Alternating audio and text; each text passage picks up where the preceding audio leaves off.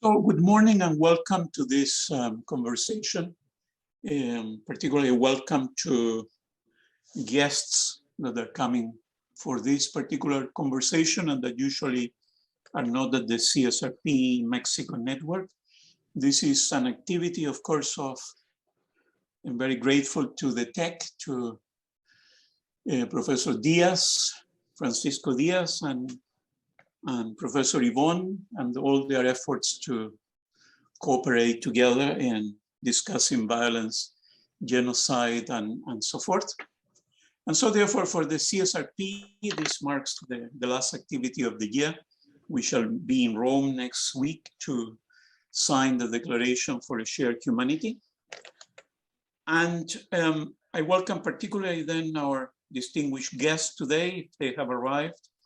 Monsignor Gallagher, who is the Secretary of State for Relations with Other Countries from the Vatican, and who is at the moment located in Poland, Ukraine, in an official visit. Members of the Foreign Office in the UK, the Office of His Holiness the Dalai Lama, members of the Sultanate of Oman and their own crown government, members of the University of Varanasi, the Hindu University of India, and then the European Consortium for Interfaith Dialogue, we shall meet again in Bologna for the European Academy of Religion, of which then as a consortium we are part of. The conversation today is a real conversation. I have asked the speakers simply to speak for 20 minutes or so each, and then to respond to each other's ideas. So I want to apologize, but apologies to participants. You will not be able to do questions or do drawings in the boards and whatever, because we want to hear these three marvelous intellectuals of today. And therefore, so if you have a very pressing concern or a question or something, send it to my email. Or to Yvonne's email, if you have it. But today is about listening. I shall do this introduction and then I shall happily stand back listening to ideas, which is always good for the soul and good for the world. And the predicament, of course, of a network and the predicament of the director of the CSRP is to invite my intellectual heroes of the moment, the people I'm reading. So we welcome Professor Ramin Jahanbegloo, who is at the moment physically at the University of St. Andrews. He is a visiting scholar at the moment with residence at the School of History. He has been an active member of the CSRP Scholars at the Peripheries. Iranian by birth, he's a philosopher. Notice that stress, this is a philosopher, having studied and lectured at La Sorbonne and many places in the world. He's a prolific writer. If you go to Amazon or anywhere else, literally, you will see dozens and hundreds of books. He's currently the executive director of the Mahatma Gandhi Center on Nonviolence and Peace Studies at the O.P. Jindal Global University, India, where he also serves as professor and vice dean at the law school. And among the latest books that are coming out this year, we have the comparative approaches to compassion. That's why the key word to come into the meeting is fragility, which is the central. It's a book that brought tears to me and made me really fragile when I read it the first time. And he's looking at different approaches then to world religions and to compassion. And then the Mahatma Gandhi, he has several books on Mahatma Gandhi, but one coming up with Routledge this year as well. And so, Ramin, you're very, very welcome, and it's lovely to see you in sunny St. Andrews finally after the pandemic. And yesterday we had a wonderful conversation in which we evaluated the work of the other speakers. I had a great time and so forth. And I have invited, and thank you for being with us, two great intellectuals of today. So we are here in the now to the future rather than talking about books of 10 years ago and things that are not relevant any longer. And so I welcome Dr. Camila Vergara of the University of Cambridge, who has recently worked on the ethics of democratic corruption and particularly issues of why we don't have real democracies today. She's a Marie Curie Fellow at the University of Cambridge and the author of two seminal works. The first one on the Plebeian Revolution, called Systemic Corruption, Constitutional Ideas for an Anti-Oligarchic Republic of 2020. And then we have the Spanish wonderful manifesto, República Plebeya, Guía Práctica para Construir Poder Popular, 2021, and a second edition already done. And she has recently become an associate member of the CSRP, and she will be delivering our annual majestic, solid lecture, the 2022-2023 Religion and Politics lecture. So Camila, very, very welcome, and thank you for a long time with us. And then Professor Ivón Cepeda, Professor of Ethics and Political Theory at the Tecnológico de Monterrey, Santa Fe, Mexico City, and the author of several works on the ethics of care, the ethics of the political, and in reality, a whole barrage of works which speak of why human beings need to be ethical. She's a member of Scholars at the Peripheries and the Mexican coordinator of the CSRP Mexico Network on Violence and Genocide.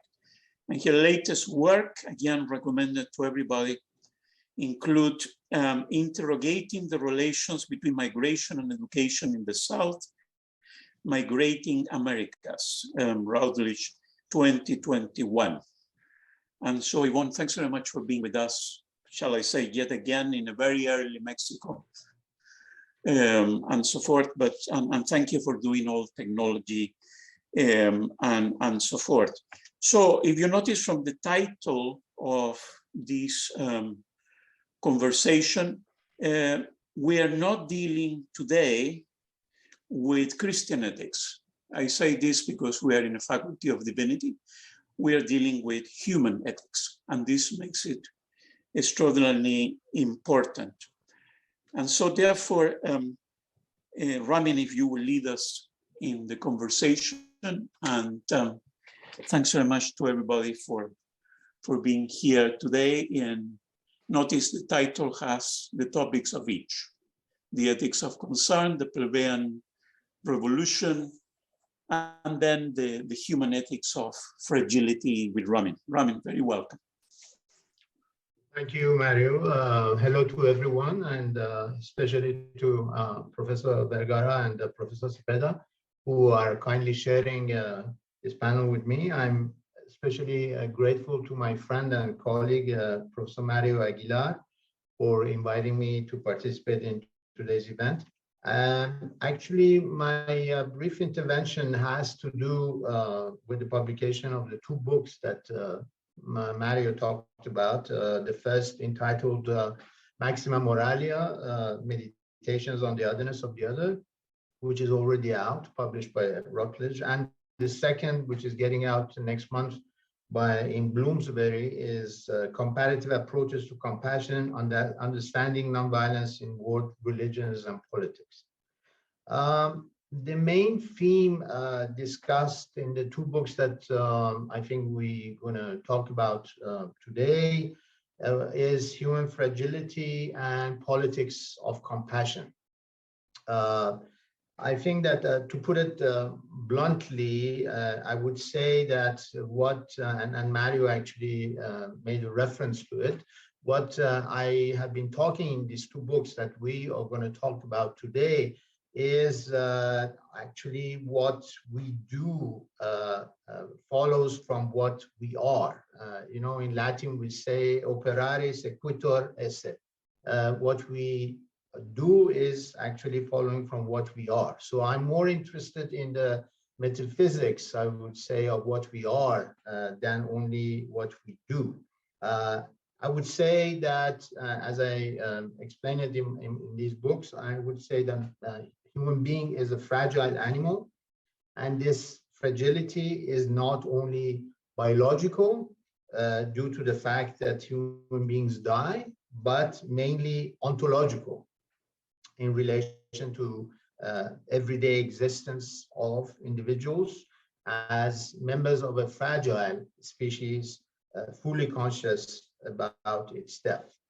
So this is the basic that I talk about philosophically.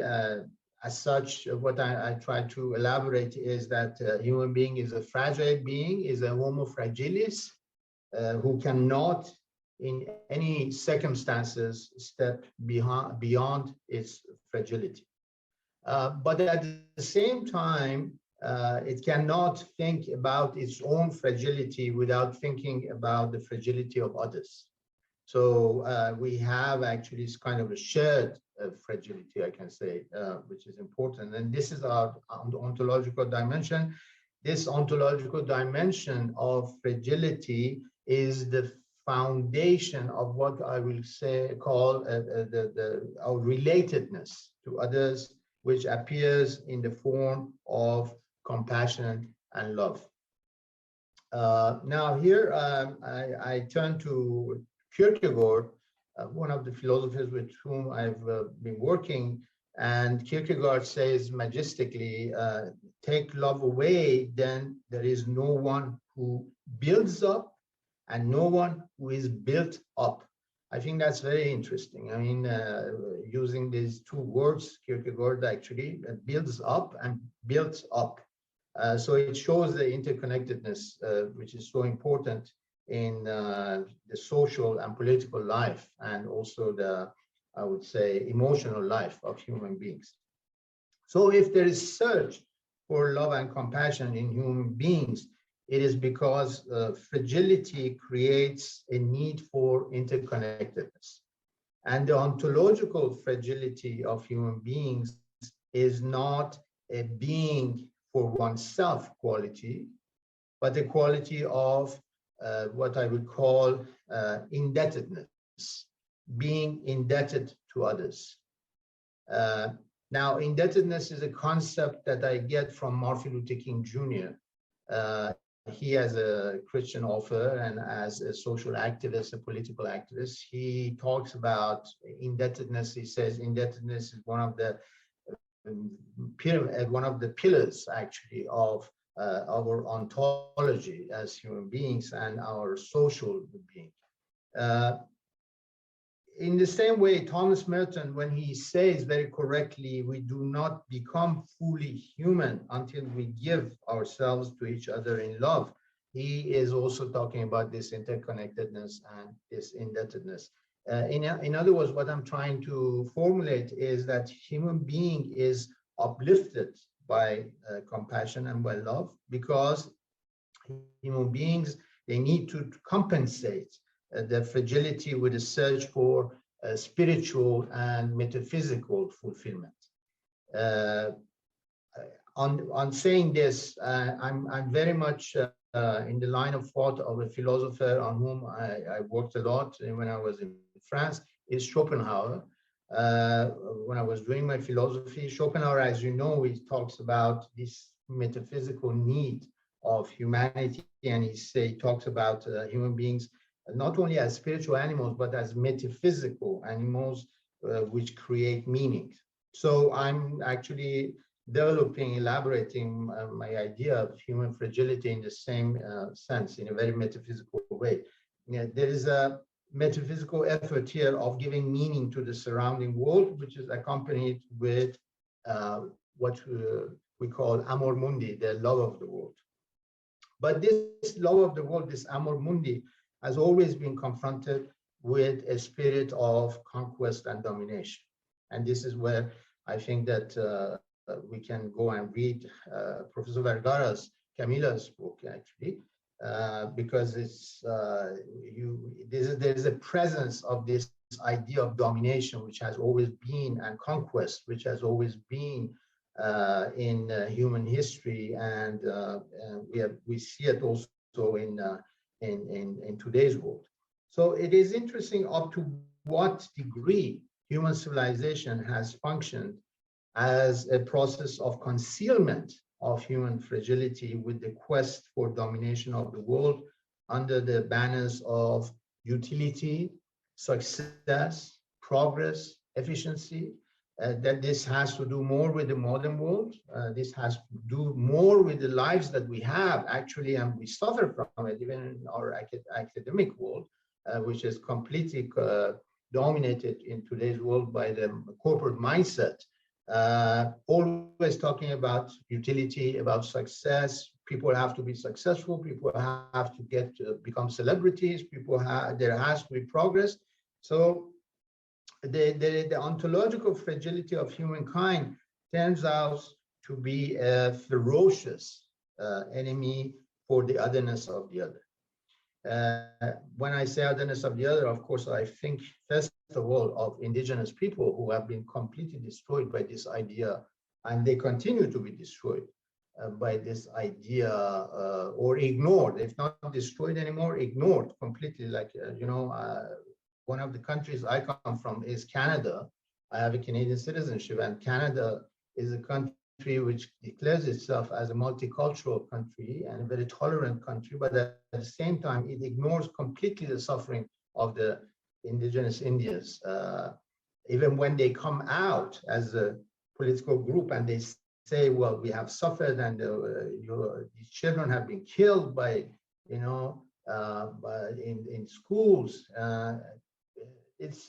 they're completely ignored. So this is the concept that I'm talking about. The civilizational need to progress has been a conscious mode of denying human fragility. And as a matter of fact, the civilizational experience of Homo fragilis has turned out to be a disappointing experience for the humankind, except in its quest for wisdom, nonviolence, and compassion through art, philosophy, and spirituality. It is clear that the human capacity to be compassionate depends on one's ability to emerge from the violence of fragility as a form of fear of the other. And as such, humanism is a fragile adventure. Democracy is a fragile adventure, but it's also a moral choice for humankind to share the suffering of the other. In other words, what I'm trying to say is that since we're talking about ethics today, moral agency should inevitably be tied to the subject's capacity to act out of compassion, empathy, and interconnectedness. And that's why there can be no ethical understanding of a human community without any reference to the generating value of compassion. Here, I benefited a lot from my conversations with His Holiness the Dalai Lama and His Holiness Dalai Lama actually, he says that love and compassion are necessities, they are not luxuries for our civilization. Without compassion, humanity cannot survive. I think what His Holiness is pointing at is that beyond the questions of well-being, beyond the question of success, beyond the question of utility, progress, conquest, domination, Homo fragilis is ontologically confronted with the question of solidarity. And this solidarity is always, as an author that I've written about, I did a book on Albert Camus. Camus is one of my favorite thinkers and intellectuals and writers.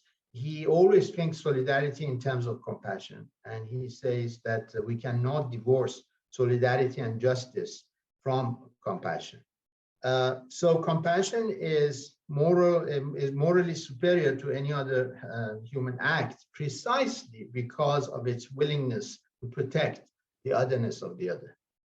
And in fact, compassion is an element of deep mutual understanding, which can be a non-violent driver of social and political change. And I underline non-violent.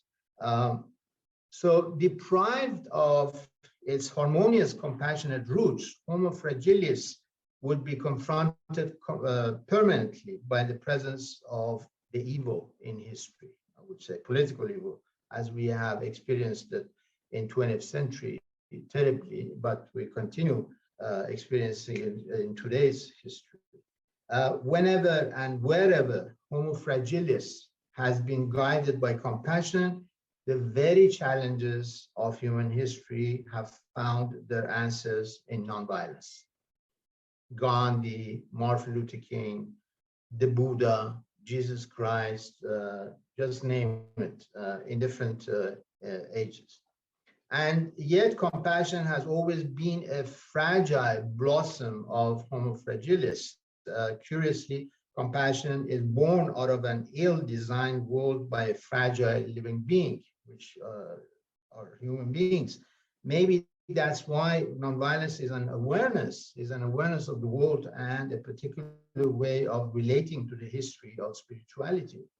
And here I would like to come back to Maximo Moralia, my book, and underline its main philosophical line of thought, which is I remind you that the two books were written during the pandemic.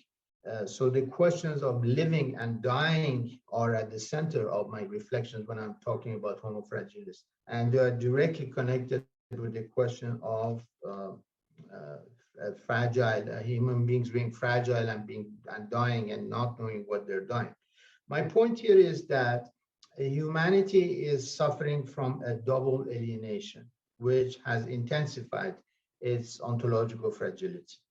On the one hand, humankind has become totally alien to the natural world. And on the other hand, it has become a stranger to the logic of life itself. So this is two different things, but they are complementary. On the one hand, we have this idea of total alienation from the planet Earth, and that's the issue of climate change and other issues, ecological problems. But I also add to that, which many environmentalists don't think about it in these terms, is to become stranger to the logic of life itself. Why are we living? Why are we having, what kind of social life do we have? Many questions about our political life, social life, and our natural life. So from a civilizational standpoint, we are living what I would call, from the very beginning of the book, actually, I talk about Kant's self-incurred minority when he's talking about the Enlightenment. So we are living with this minority, and this minority is expressed by our inability in today's world to make use of our understanding, to think for ourselves and to act for ourselves. And this, I think that, again, Camila will certainly talk about, because this has to do with our democratic life. When we cannot think for ourselves, when we cannot act for ourselves, we cannot have democracy. That's as simple as that. As a matter of fact, in these troubled times, the art of questioning, I think, has been completely replaced by the rise of conformity and complacency among the citizens of the world. Humanity is living a civilizational incapacity to generate a common horizon of shared values. And this handicap touches the essence of our political life and our relationship with nature. So the fact is that empathy and compassion are no more parts of our civilizational upbringing. And we live on the planet Earth without knowing why we share this planet with the diversity of plants and animals. And this state of meaninglessness and thoughtless existence not only robs humanity of its nobility of spirit, but also makes us totally indifferent to the otherness of the other. Should all humanity adopt the utilitarian view of the corporate mindset, the world will become an icy prison of loveless celebrities and successful individuals. I think there is no such thing more boring than celebrities and successful individuals, because they're only thinking in terms of being a celebrity and only in terms of being successful. I think I should end here by saying, from where I started, the observation that human being is an ontologically fragile animal capable of violence and compassion at the same time in a single lifetime is very important. And yet there are many moments in human history where and when humanity has been unable to emphasize its fragility in order to save its noble presence in history. And if nonviolent humanism, what I call nonviolent humanism, proved itself unable to confront the power of evil in history, the two have seemed, in fact, to be bedfellows. Since I believe also partly in what Gandhi says, and he says, well, we need to become the change that we want to see in the world. We have to change ourselves first, and then we change the world. And this is where ethics and morality become so important. This reminds me of the fact that our destructive attitudes have been the basis of all the problems and challenges in our history. Compassion and nonviolence are certainly values that we must cultivate in ourselves and in our world. And I think that humanity will be incapable of creating a framework for global peace without transcending its frailty and fragility and exercising a life of compassion. So actually, what is so mysterious about Homo fragilis is its tendency toward empathy, but also a moral attitude and inclination to comprehend and to share the suffering of the other. Again, I make a lot of use of course, Schopenhauer, but Schopenhauer is making use of the Indians and Indian philosophy and this kind of approach. Compassion is an attitude of mind and heart, and that helps Homo fragilis to cultivate the otherness of the other in oneself. And no doubt, a civilization which is incapable of recognizing compassion is a doomed civilization. So I think that the forces of love and compassion do not succeed, despite all bars and barriers, to win back the spiritual heritage of humanity, the spirit of violence which lies unvanquished. We have to vanquish this violence in the psyche of Homo fragilis, and otherwise we cannot get back to what is so important for most of us, the nobility of spirit, and certainly the moral urge to create the good and the beautiful, what the Greeks called kalos kagatos, actually, the beautiful and the good. Thank you very much. Thanks very much, Ramin, for your thoughts and so on. So from the title, we have Ethics, Fragility, and a Plebeian Revolution. So now the revolution arrives. Camila, you are very, very welcome, and thank you for being with us. Thank you. And thank you, Ramin, for that incredibly inspiring talk. So first, I want to divide my exposition in three parts. I'm going to give first a diagnosis of the crisis that we're in. Then I want to talk about what I mean by plebeian ethics. And I will end by trying to draw some lines of how this plebeian revolution can come about. So first, as Ramin already told us, and there is this problem of corruption everywhere. There is a loss of meaning everywhere, and we can really, as individuals, cannot put our fingers on it. Where is it? Where is the fault?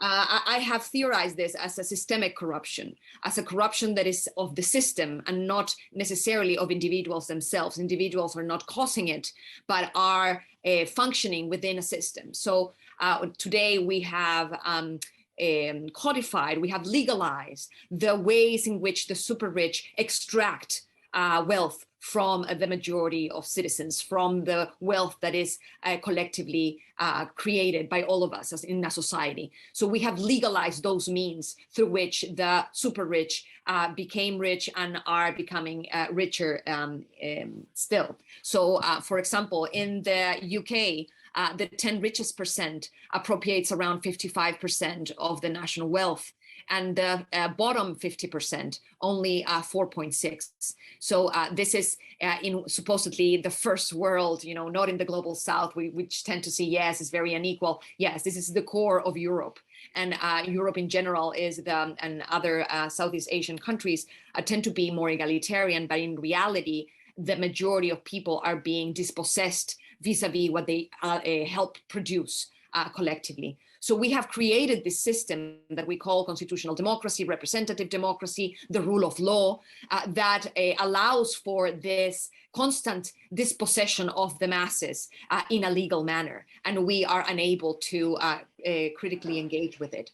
We have created a world in which we have an unethical morality. We have a de facto morality, which is based on principles that used to be sins. Today we worship greed and ambition and self-interest and success and domination of others. This is as a form of success. So we have a de facto morality that is contrary to what the common sense, at least of the common people, would analyze the society that we live in. So we have deemed something good that used to be bad, and these norms have become costume, have become habit. And we have been unable to really criticize this de facto morality because we have been preaching a morality that is detached from it, a morality in which everybody's equal, and we're all equally at fault, we are all free. And this is the world that has been sold to us from, you know, top down. However, the reality is that we live in a structural inequality and a world in which it has been turned upside down in terms of its ethics. So I think we can coin this as an oligarchic morality of domination. This is what we have, that everybody wants to dominate. Even if you are on the bottom, you wish to come up the ladder and dominate others. And this is a sign of your own success in society. So we really have embraced this morality that is oligarchic at its core. So it's driven by the few in order to benefit the few. Is the oppressor's morality, if you will. And this morality is not only oppressive on class, but also is supremacist in terms of its identity and patriarchal in the sense that it structures a society in which the majority, who are women, are oppressed and are subordinated. So we have lost human ethics in the sense that ethics, different from morality, which comes from the Greek, from the Latin moralis, costume, right, a habit. Ethos is the root word of ethics. Ethos is a way of being. So we use the ethical engagement as a critical engagement with the current morality. Morality changes through the centuries depending on what is hegemonic at the time. And the ethical approach is always critical in the sense that it is based on the norms and principles that are a product of the reflection of the individuals and in the collective of their own moral codes that are upholding a specific type of society. So I want to counter this oligarchic morality of domination, as Ramin was saying, of conquest. And this is part of what we are living with, plebeian ethics. And I think this, I would agree that we need to embrace the amor mundi. We need to embrace the love of the world as a counter to this oligarchic morality. And for doing this, we need to first take a critical stance. And here I would go with Marx Horkheimer and also Bertolt Brecht in terms of the estrangement that you need to do as an exercise for the critical judgment, to be able to critically judge the structures that you're part of. You need to remove yourself and look at that structure critically in order to change it. But this critical stance cannot be without ethics, in the sense that this critical stance cannot be geared to the same utility or efficacy or efficiency as our system has been driven by these principles that are outside of humans and are more in the logic of capitalism. We need to take a very normative ground in order to criticize the structure. And this normative ground is the plebeian ground, is the ethics from below. Because in the reality of today's world, we live in a structural inequality in which the majority of people in the world are oppressed, are subordinated, are suffering right now. So our critical stance, our plebeian ethics, our ethics needs to come from that plebeian subject. And here I take the philosopher Jeffrey Green's description, or try to define what the plebeian element is. And for him, it's all of us who are second-class citizens, or maybe not all of us here, but in the majority of the world, the majority of people are second-class citizens de facto. We have equal rights. We're under the same rule of law. However, we are treated differently, and we experience and suffer law differently. So the system works for the few who already have the power and oppresses the many, and there's nothing much that we can do. Having this standpoint from below means that this plebeian ethics is in itself emancipatory. It cannot be geared toward the same domination and be systemic in this way, but it has to be counter-systemic, and therefore needs to have the historically excluded people and the subordinate people, the people that today do not have power, at its origin, the origin of this kind of self-reflection as a society, but also as its center and as its objective in terms of how to redress the inequalities that are already in our society. And this ethics, this plebeian ethics, of course, is inherently political.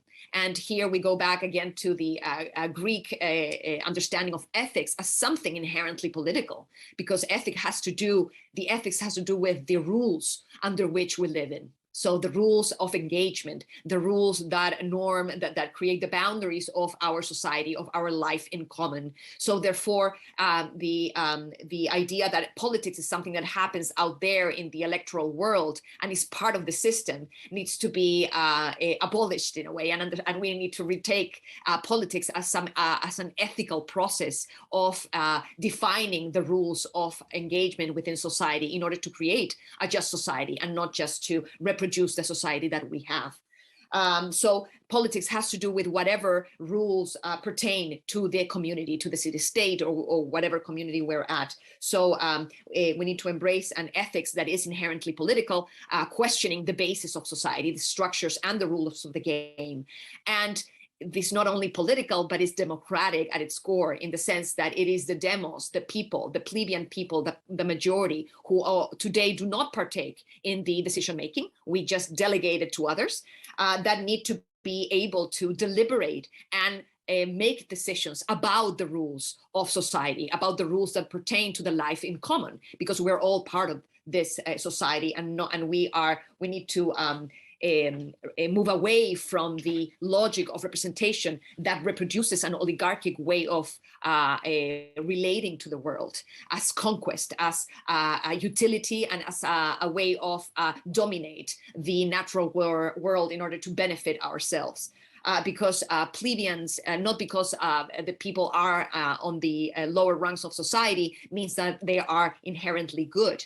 We are all brought up in the system of domination, and therefore there's also a desire for domination also coming from below. So therefore we need to understand the plebeian ethics as a way of self-limitation in order to create self-emancipation and the balance of the ecosystems, understand ourselves not as the owners of the world, as the chosen race, or the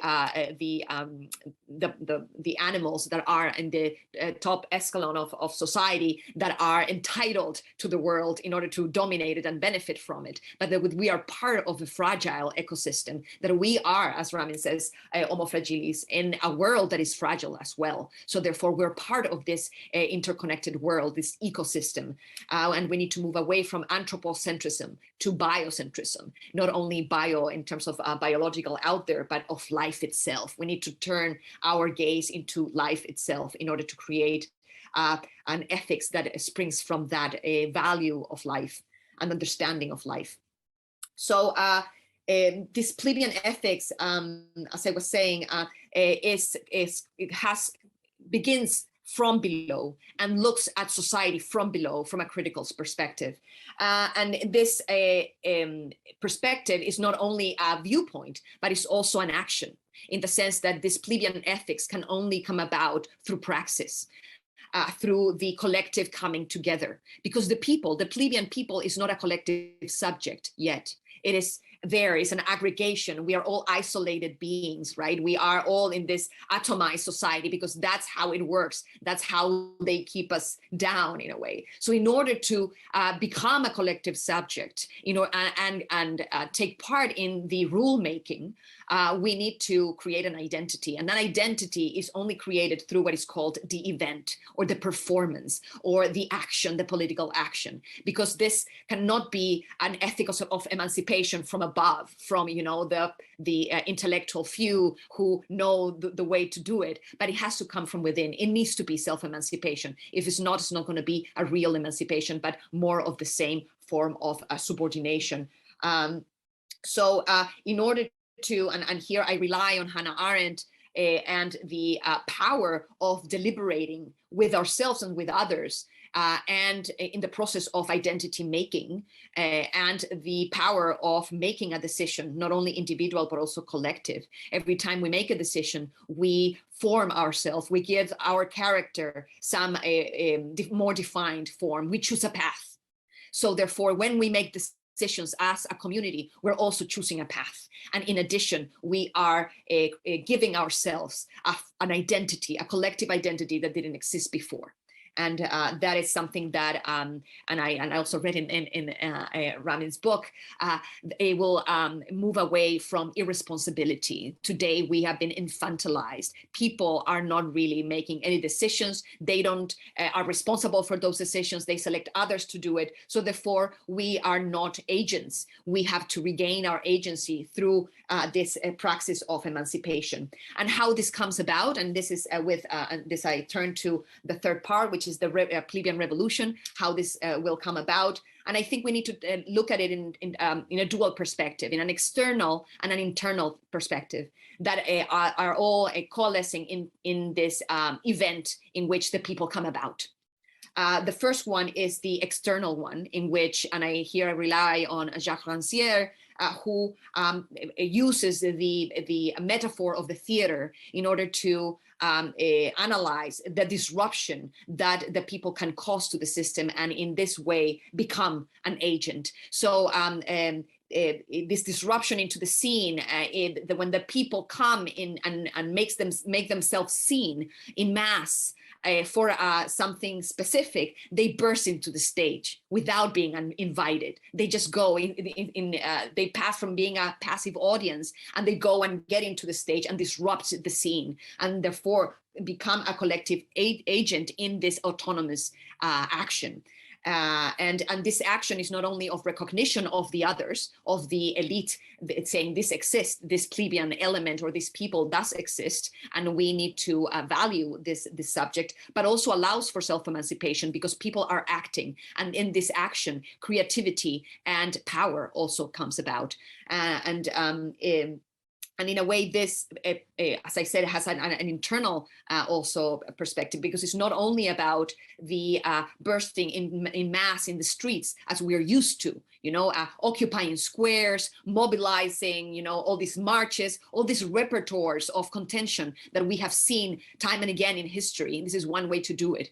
Another repertoire of contention, of resistance, is also the assemblies, local assemblies, councils that have been springing in every revolution throughout history. This is something that happens organically, because when there is no authority or there is a crisis, people come together. People come together where they reside, right, where they are with their neighbors. And in these councils, when people are come together, there is something that we cannot explain that is happening. Hannah Arendt says that is the revealing of oneself to the others in the realm of appearances. We appear for the first time when we talk and we make decisions. We reveal our opinion, and therefore we're able to understand ourselves better and guide others. So this is a kind of a safe space of self-identity, if you will, but also is a moment of what I call the praxis of dignity, because part of what the plebeian people want is to be in equality with the elite, something that we don't have. The people strive to become the elite, not to be equal to the elites. And at least from my perspective of in Chile, where there was recently a plebeian uprising and we have a constituent process going on, the word dignity, that the principle of dignity, the concept is central to this revolution. And dignity is not something that is granted.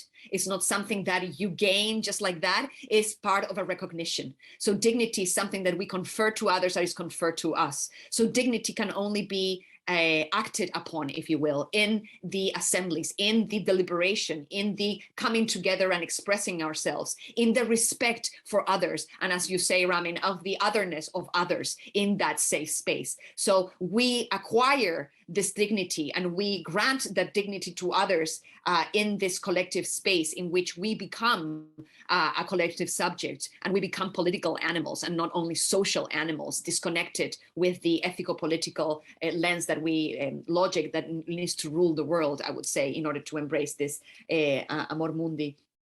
So there is something metaphysical going on when the bodies and the minds come together. And anybody that has been part of, any collective right? If you go to mass, or if you go, to a protest, if you go to a council, there's something that you are accelerated by it. There is a synergy that happens in that moment that is inexplicable, that binds us together. This ritual of performance, in a way, of coming together and also pitching in the terms of politics of ideas, of that my opinion is going to be respected. This is the laboratory of the future society in which dignity is in the center.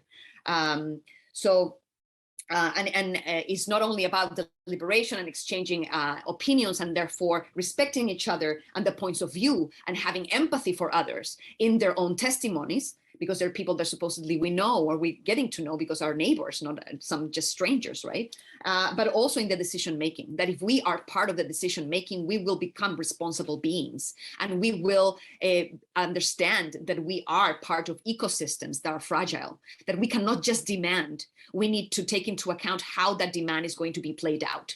And here I'm going to make an example with Chile again, where it is one of the most neoliberal societies in the world, in which everything is private: education, health, pensions, water is private. So therefore, there is, in the new constitution, there are a lot of socioeconomic rights that are going to be codified, and therefore the state needs to deliver those rights, needs to materialize them. However, how can we do that without wrecking the nature and the environment that we live in? We need to have limits in this materialization of our rights. And we need to know we cannot just demand everything and just expect that is handed to us like children, but we need to be engaged in that decision-making of those demands and how we're going to be played out. So not just delegated to others, but actually take into account and be present and take responsibility. And lastly, I just want to be a little bit more apocalyptic in my view here, that we need to have a new metaphysics of salvation, but not salvation only of the spirit or the soul, but of salvation of our nature and of our world. We are on the brink of extinction. So this idea of salvation that just became very material. So we need to bind together the material with the spiritual again, this metaphysics of, the plebeian metaphysics, if you will, of the existence in this world, and how we're going to regain meaning through the self-understanding of ourselves in this transition period, and where do we want to go. So in this way, at least why the ideal position here would be that it would be the oppressed, the people, the plebeian people, who would be making the rules for the common society of the future. And in this way, we will all be critical thinkers. We will all be plebeian philosophers, philosophers that would be constantly judging the rules in common, and from the point of view of the oppressed, from the point of view of self-emancipation, and not from the point of view of utility, success, growth, and ambition that has been the principles that have been dominant in this society and has brought us to the brink of ecocide. So thank you. Thanks very much, Camila. So we go from revolution back to ethics with Ivón, and you have 20 minutes there, please. Thank you. Thank you, Mario. Thank you for sharing with me also this place, Ramin and Camila. It is a pleasure being in this conversation with you. And actually, I want to bring into the table of the conversation the concept of care, as I think that it is a crucial element, an element that has been neglected in our societies. And I think that it also could contribute into the dialogue between the work of both of you. Why do I bring this concept into the debate, into the discussion? Well, I think that we live in a world that suffers from violence and injustice. And we need to understand why I am saying so, in order to understand why I am proposing care as a crucial element that could solve, in a way, not solve, that could help to address this violence and this injustice. At some point, Johan Galton proposes that violence is a way to address conflict in our daily life. But conflict is an inherent condition for the human being as we live in diversity and as we live in an heterogeneous society. Conflict arises because due to this diversity, there is a tension of sharing our ideas, but also, as you have said, Camila and Ramin, because we are accustomed to impose our ideas into the other people. And through this imposition, there is a violent action in order that these ideas are imposed into the others. Galton goes beyond this and says that there are 3 types of violence, and he categorizes these 3 types of violence in a triangle. And he uses the figure of a triangle in order to say that at some point the triangles move and helps to sustain each other between these 3 types. Nevertheless, he proposes that the most visible type is the direct violence, which can be represented by the direct physical aggression. And usually, when we talk about politics that want to face or to address or to stop this type of violence, or violence in general, they are focusing on this type of violence, the direct violence, the violence that we can see easily in our daily world. However, he proposes 2 other types of violence: the structural violence and the cultural violence. The structural violence talks about the institutions that, or the institutional framework, which actually lacks the power or fails to secure us or to grant the rights and the guarantees that are supposed to be in our society. And through that action, they are supporting a violent behavior from other people.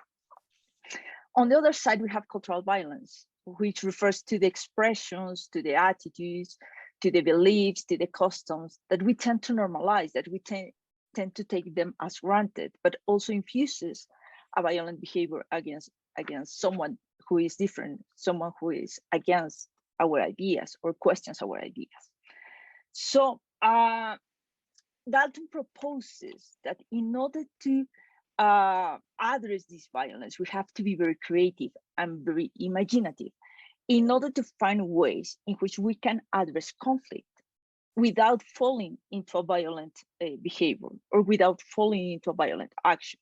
That means that we have to be creative to address diversity and to acknowledge the value or to recognize the value of this diversity. And that, I think, settles a link or a dialogue with this interconnection, with this intersubjectivity that Ramin was talking about at the beginning of this conversation. Now, moving on with this idea of injustice, I am going to bring into the debate Miranda's Fricker argument about the epistemic injustice. She is wise to say at some point that we most of the time focus on the idea of justice and we neglect or forget what about injustice, how to measure or how to behave on the sense of injustice. And she said that we miss a lot at the moment that we are mainly focused on justice, because at some point, the way in which we focus on the idea of justice, it is already corrupted because it comes from an epistemic injustice.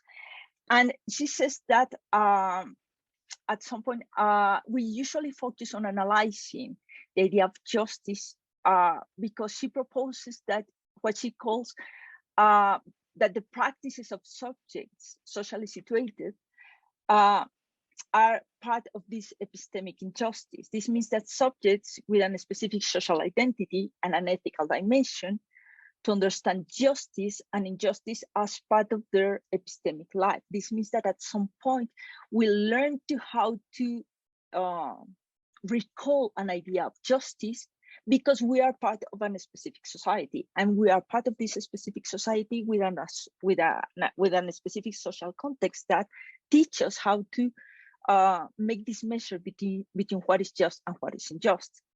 So this is an epistemic approach that actually is teaching us two different things, what she calls the testimonial injustice, which is that not everyone is entitled to be believed or to be listened, and an hermeneutical injustice, which is when social agreements are actually making the differentiation between who can put someone's experiences into the realm of what is valued, what is worthy to listen, and who can put these experiences on a lower standard, which is making this distinction between the first class citizens and the second class citizens, and also, in a sense, is normalizing the idea of excluding certain kinds of approaches or certain kind of perspectives of what is unjust. I think that this is very important to recall, because at some point with this idea of normalizing disclosure, we are in a sense also normalizing a systemic way of corrupting this idea of justice without taking into account other alternative dialogues, perspectives, and criticisms against the social order that is happening in our society. Then my question here is, what does care has to say about all this? What is the relationship about this with care? I propose that care is a crucial element then to solve conflict in a non-violent way, but also to raise a voice against this epistemic injustice. Because in a sense, care is coming also from a place of exclusion. If we pay attention to the whole study of care, we are studying the category or the concept of care, from the 1970s, more or less. That's when we started to dialogue about ethics of care, and we start to move into the debate of care coming from the feminist theorists and the feminist philosophers. So in a sense, care is usually linked to the feminine realm in terms of women are the ones who are supposed to care someone, to behave with care. And care is also related with emotions, and care is also related to a private space, to the private life, which is very interesting, because even when we recognize that care, there is this approach that says that care is part of our human condition, because we need that someone cares about us at some point in our lives, and we also are sensible to care for someone at some specific moments in our or their lives. We usually put it in a blind space. We usually don't recognize that care exists in our daily existence, and we usually daily behave with attitudes or with actions of care without taking them into account and without valuing it. So from the feminist perspective, Silvia Federici argues that at some point the whole system, the whole capital system, the whole system of production in our society is based on this neglection, this blindness of the care. this blindness of the position of the women inside the society, and therefore all the activities that are part of this women's realm are put it in a blind space, are put it in a non-valuable space. So I think that it is crucial then to try to bring back care as an element that it is present in our daily in our daily life in a consistent manner. This means that we usually behave through these actions of care without noticing them. Care underlines, in this sense, the inherent intersubjectivity and the interrelationship between human beings. Care is a part of the recognition of others and the needs that others have. In this sense, I'm going to start with the definition, with the most, let's say, the most common definition that it is used when you study the concept of care or the ethics of care, which is from Fisher and Tronto. And they say that care is a species of activity, I open quotes, that include everything that we do to maintain, continue, and repair our world so that we can live in it as well as possible. That world includes our bodies, ourselves, and our environment, all of which we seek to interact in a complex life of sustaining way. End of quotation marks. This is the most common definition of care in terms of it tries to acknowledge all the different perspectives that are important and the elements that are important to the concept of care, which is the intersubjectivity and the interconnection, not only between human beings, but also with other sentient beings and also with the world. It also emphasizes not only the procuration of certain kind of needs, but also the reparation of certain kind of actions that have been done in the past. And it includes a relationship with our bodies, with our experience, and with our emotions. So this is a very philosophical definition, and it has been criticized mainly from the Latin American thinkers, because they say, well, it is a very, let's say, wide definition, but how do you apply it in a political context? So the quest here is, how do we translate this concept of care to a political standard that could be taken into account through our policies inside our societies? So in order to do so, there is a position from the South, from the some thinkers of Latin America, that says that you should, instead of only thinking about care in a conceptual way, you have to think about care in a political standard that could be translated into a right of care. If you pay attention to the movements that have been done since the last part of the 90s in the 20th century and the first part of the 21st century, mainly promoted by the CEPAL and some groups of research in Argentina and Uruguay, they are saying that we should translate this idea of care into a right of care, into a national system of care. That is because we have to take out the idea, or we have to move from the idea that care is a private issue, that care is something that you can mercantilize, or you can put into the private set of the market. Care is a responsibility from the society, and therefore it should be considered as part of our social justice inside our political realm. Therefore, they are proposing that instead of only talking about care, we have to measure which are we have to give indicators, we have to measure how much time do we actually invest in the idea of care. So all these diagnosis of how much time do we invest in something that we is not considered as a valuable force of production becomes part of this process of taking into account the activities that most of the time women do in order to care for others. And I think that this is interesting because in a way it's from the political realm and from the legal realm pushing the idea that we should recognize the needs of others, and that we should at least try to point out some of these needs in order to try to do something.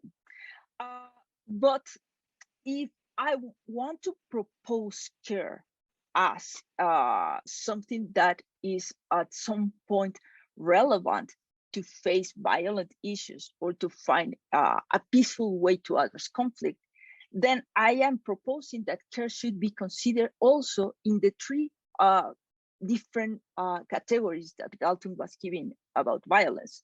In this sense, care has to be considered also from these direct actions that we can easily recognize, but care also has to be considered inside the institutional framework, which is this political realm, which is this idea of the rights of care, of the national system of care in some of the Latin American countries, but also as a culture of care, which is the change of paradigm in which we recognize the value of diversity, we recognize the value of others, and we also recognize our interrelationship with them, our interconnection with them.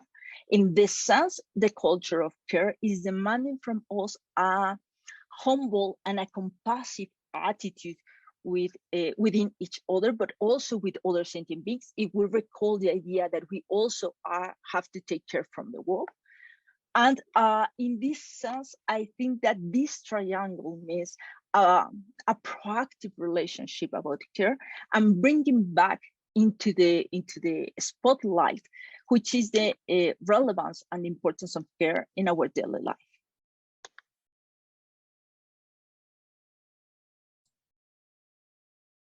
Thanks very much, Ivón. Extraordinary how the presentations complement and diversify each other. So the time is yours. It's only if you become speechless, I shall say something and bring a couple of players back.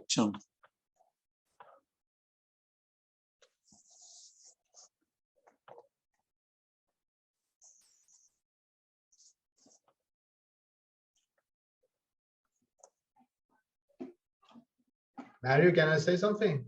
Yes, feel completely free. I'm not in the machinery of power today. Okay, that's good. Well, thank you so much actually to Camila and Ivón for these insightful discussions and suggestions. I have some issues that I want to put on the table and share with you. I will start with the question of care. And I would say that what Ivón said, I understand perfectly that we define the ethics of care in relation with the idea of social injustice. But I think that the concept of care is a concept and a context, actually, which is related also to the idea of shared suffering. And again, with the idea of compassion that I talked about. But it's very much, since Ivón talked about epistemology, and here I actually referring to also Camila's work, it's very much also connected to what I will call, and I actually talked about it in my own work, what I would call an epistemic humility. You cannot have care without epistemic humility. We cannot be in a philosophical and political context of epistemic arrogance. And that's the situation of domination and conquest, and think in terms of care. And we see that it doesn't happen, actually. It never happens. When we are in a position of epistemic arrogance, we become conquerors, we become dominators, we become racist, we become we violate the rights of women, we violate the rights of children, we kill animals. So the care is completely absent. So care should be defined by our relation to the otherness of the other. And that's the only way that we can actually talk about the concept of care. However, and I'm sure that most of you would agree with me, and people who are listening would agree, if we take the recent situation that we went through during 2 years, or 3 years, the pandemic, the recent pandemic around the world showed us that the issue of care is defined, is elaborated, is controlled in our world, not by the civic actors, but by the state actors, and not by the citizens, by the, by the big, by the huge pharmaceutical corporations. I mean, the idea there was not that, and it's still the case in a country like China. People are not actually caring about each other. They have to go through the Chinese state to define and elaborate the concept of care. So care becomes, Ivón, it becomes a manner of social and political experience in our world. And so we need to redefine ethics here as a revolution of values. So what I will add, and here is all the discussion that we're having about ethics and morality. Morality is no abstractly rational concern of phantom citizens. We're not talking about phantom citizens in some kind of a numinal kingdom of ends, as Kant. It's actually, it's about the unveiling of our fragility. And here, I think that what we have to understand, and it's not always understood, and that's where I think the work of somebody like Camila becomes so important, is that we should not devitalize, when we're talking about morality or ethics, we should not devitalize humankind of its assertive energy. It's and this assertive energy is essentially political. Is essentially political. So I think that the issue is that I think that the issue that I wanted to talk about is that when we're talking about care, when we're talking about ethics, we're talking about self-realization. The ethics of self-realization, and that's the most important aspect that we have to have in mind when we're actually talking about our situation. Thank you. Thank you, Ramin. I think that one thing about care that has been bringing to light or brought into light with this pandemic situation was that care only becomes visible when something is missing. In terms of maybe a person is missing because you don't find this person that gives you this care action, or who is caregiving with you, or the caregiver with you. And in this sense, it is us, we are aware about the relevance of care when we need it. But there are times in which care is there and we don't take into account because we take it as granted. And the problem of taking it as granted is that we don't value it. So I agree with you in terms that care demands humility in order to break up this idea of a hierarchical imposition of care, which is actually the common idea that we expect from care. We don't expect from care this sensibility of listening about which are the needs of the other, which is this openness to the otherness of the other that you are pointing out, and the idea of listening if the actions that we are providing to the other are good enough to actually fulfill the needs that this other has. Because we usually come from this hierarchical vision saying, what you need is this, and we are not listening to the other in terms of attentively listening, which are the needs of this otherness to the other. So I agree also with you that we have to be open to this otherness of the other in that way. And that's one of the risks about care, that it can be easily mercantilized. It can be easily put into the market in the idea of a service of care. But that is corrupting the whole value of care, because care is not only valued because of the action that it is provided to fulfill that need.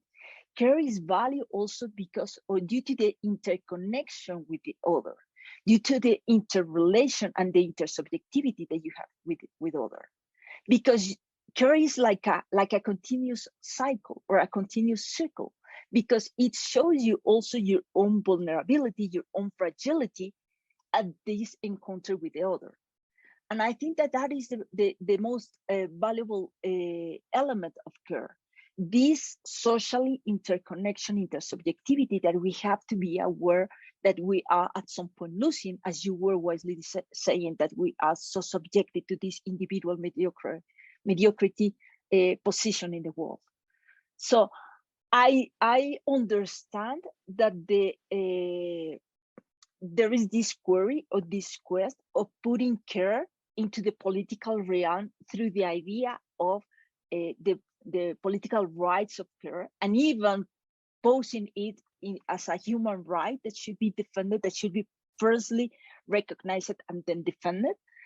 But I think that going into that realm without the realm of the cultural paradigm, which is this openness to the other, it is going to be incomplete, because it will be like the imposition of an idea of a certain group and not the commitment to the idea of care that we need as part of this, as this responsibility to the needs of the other, that you also talk about that with Levinas. So I think that it goes in that realm.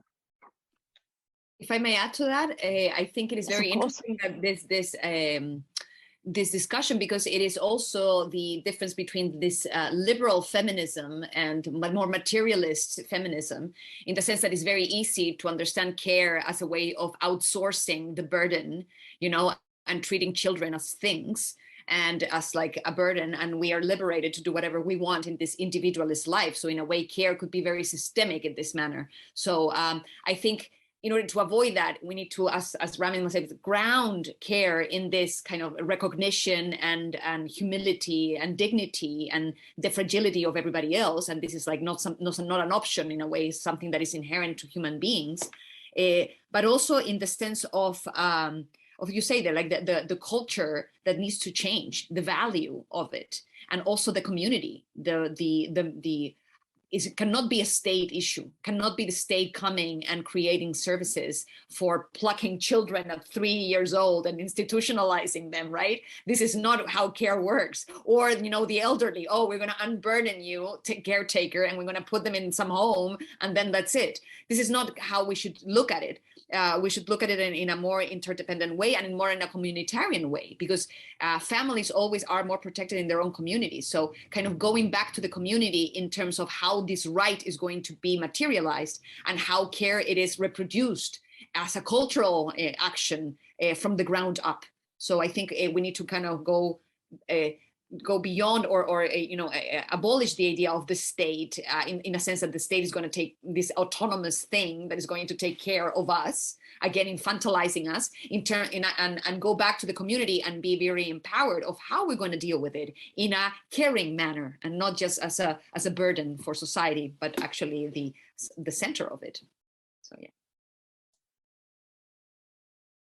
there's some questions, Mario. Patricia and Braulia, I think. Yes, I was trying to avoid the questions because simply, it's yours the time. It's a webinar, So let me be firm as chair and just say, how do you address? It is a question for three of you. It's simply following from the discussion, and then we'll give Patricia or Braulia. But I don't want you to lose the trend with the question that will ask about something else. It's like that kind of thing. Monsignor Gallagher is listening. And for example, institutions like churches, communities and so on, have always been based since their foundation in natural law. And natural law then dictates that, that morality and ethics is not something that changes according to, for example, the plebeians, or in the case of Ramin, because simply we see each other as the other. Therefore, why I am so fond of the work of three of you is because it's really revolutionary work in that it challenges every institution. It's not just a causation of what is going to happen and what could happen to have a more just society. But in all the institutions, just society, be secular or religious, the society is based on an ethics that cannot change. This is where we have, the Wednesday event next week, which is in a sense revolutionary, because we are saying each one of this community does not agree with the other, but has the common good somewhere there. And this is something that for me is not problematic, but for most people is extremely problematic, that the common good, how do you get to the common good? And what I like, for example, Camila, about your work, and Ramin and Ivón, is that you are challenging the narratives of institutions of a long time with secular narratives. And this is why, I'm controlling a bit the questions, because I could see that the two questions will be about your work doesn't work because my community, no. Can we open ourselves to a humanity which is shared, and therefore even constrain our own narratives because of the love of others? So a Christianity that imposes restrictions on women, others, and LGBTI is not doing their job, because simply it is constraining the common good. And the common good is not a community in itself, but it's the others. So that's why I wanted to intervene, and we'll allow questions and stay longer. But following from what three of you are saying, and that's why I love the stuff, is that I'm not thinking Christianity. This is about human ethics. And probably Patricia will bring a Buddhist perspective, and Braulia will say, well, Christianity is the only thing that we can have. I don't want the discussion today. I want the discussion of the common good, which is all of humanity. And that means that some of us could be, and this is where I'm speaking directly to Monsignor Gallagher, some of us could be expelled from our communities, because the risk of transgressing the individual morality brings the fact that you are not part of the community, because ethics signifies rules by a community. I'm ready for that. Yes, kick me out, no problem, but not everybody is. And this is where your work, three of you, is so prophetic. And therefore, I can read any of those books and I can say, I am touched, I feel vulnerable, because simply the narrative that I have, I could say, okay, you're liberals, which, no. For example, I could say in the case of the churches, if the churches do not address others, they're not addressing God. They're just being selfish on what brings me into eternal life. I love that, Camila, when you were talking about salvation, the change of paradigm, precisely. Are we being Christians or Buddhists or Muslims or etc. simply because we want to get the eternal reward? Then you will say, well, Ramin will say you don't do that. And so therefore, if you bring others into you, then your religious ethics disappear. And therefore you become a heretic, and you become a person who could be vulnerable to being expelled from your community. Bring it on. That's what ethics is all about. That's what the shared humanity is all about. That's what I wanted to say. Mario, if I have to add something to what you said, I would say that, and this has to do with the session that we have today, because we, even those who are listening to us, we are all concerned by the way we are living today, and many people around the globe, they are concerned, but not everyone puts it into a questioning. The problem is that human life has become a business which does not cover its expenses anymore. That's the main problem that we have. Human life has become a business which does not cover its expenses anymore. These expenses, as we can see, are social, political, ecological. It's a question of people dying, but it's also has to do with the meaninglessness of the way people are living, so it brings a lot of questions to mind. Should we have a spiritual revolution? What should be this spiritual revolution? Can we have, is a spiritual revolution just people going towards a new form of religion, or going back to their deified laws in a very Hebraic way, or going towards Oriental meditation? I don't think so. I mean, these are actually experiences that we have had in the past centuries, and we see that they are not enough. I mean, it's not helping us to solve the issues we can isolate ourselves spiritually, but we cannot solve our problems politically by isolating ourselves. We need to have, and I really deeply believe in what this wording of Martin Luther King Jr., we need to have a revolution of values. We need to change our values. We need to change the way we're looking at ourselves and the world. And this has to be done also by the church, and it has to be done also by religious people around the world. Because the tragic part is that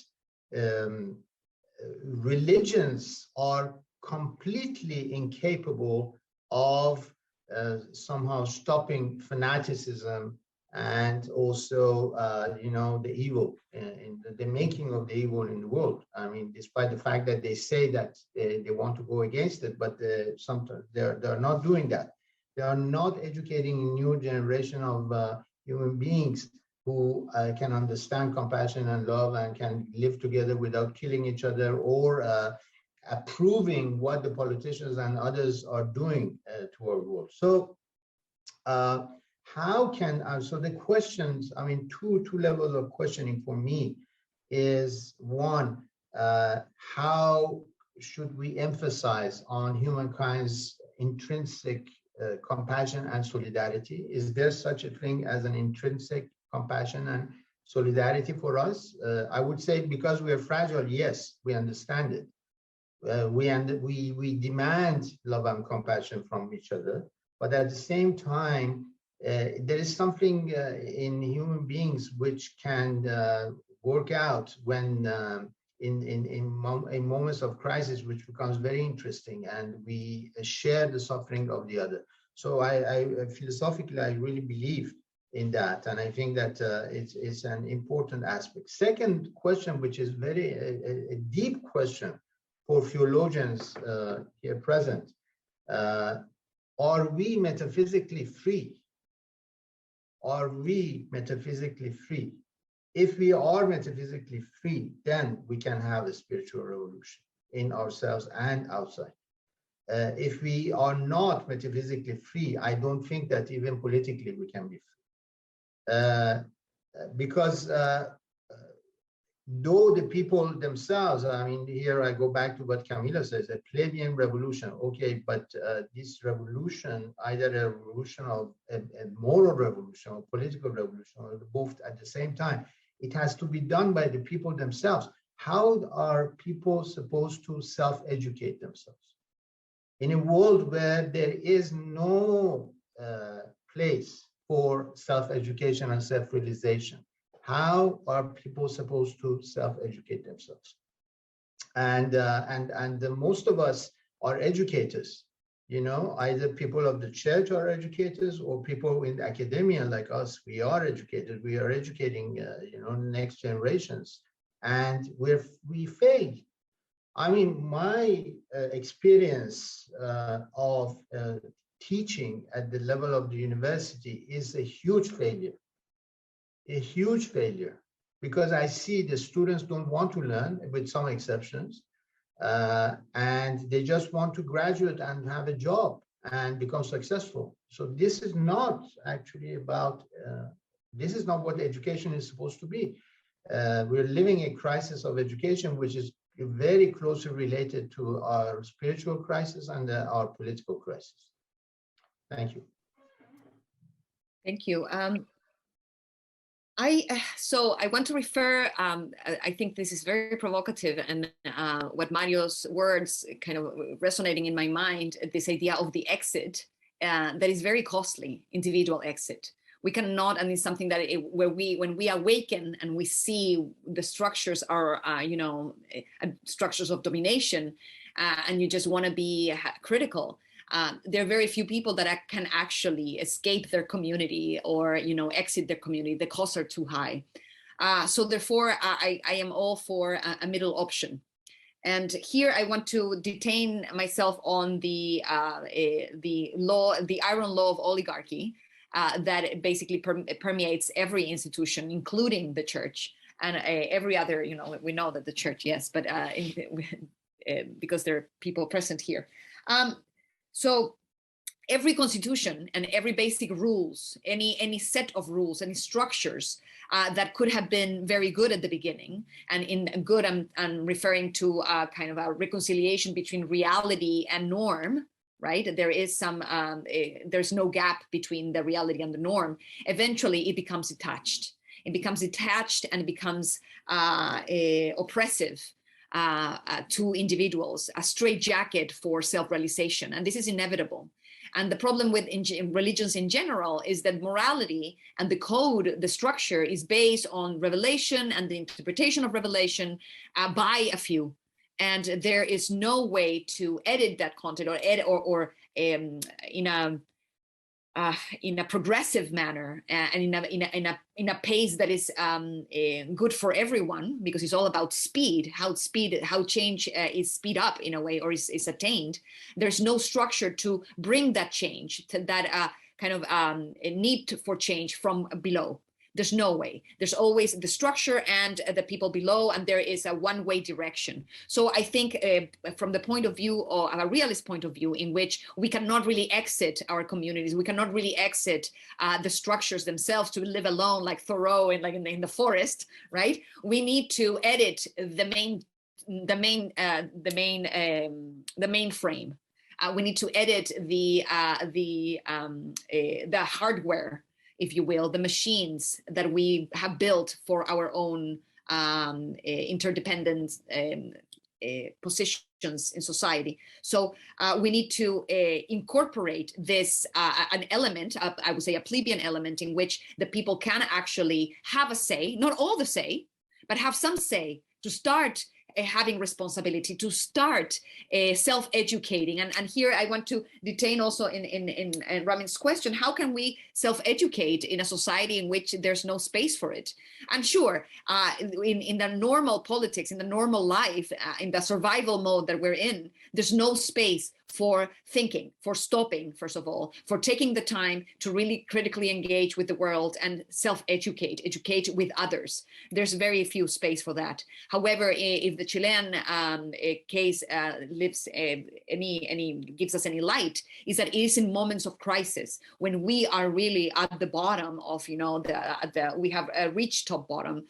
The bottom of our crisis, the people come together and they start self-educating, and it's really beautiful to see. Of course, it's not proper in the sense that it's not top down, it's not, you know, as we would like in a philosophy class. However, it is really rich what they were able to manage by themselves. Months of people coming together just in neighborhood assemblies and trying to educate themselves first of the oppressive structure that we were in. So the old constitution, the constitution made by Pinochet, by the dictatorship. So people wanted to really know what was going on. They knew that it was a structure of domination, but they really wanted to kind of dissect it and understand why it is that is so oppressive. And after that diagnosis and that education, self-education, because the constitution is online, basically, they just went article by article trying to understand in a very precarious manner, but still were able to do it. And then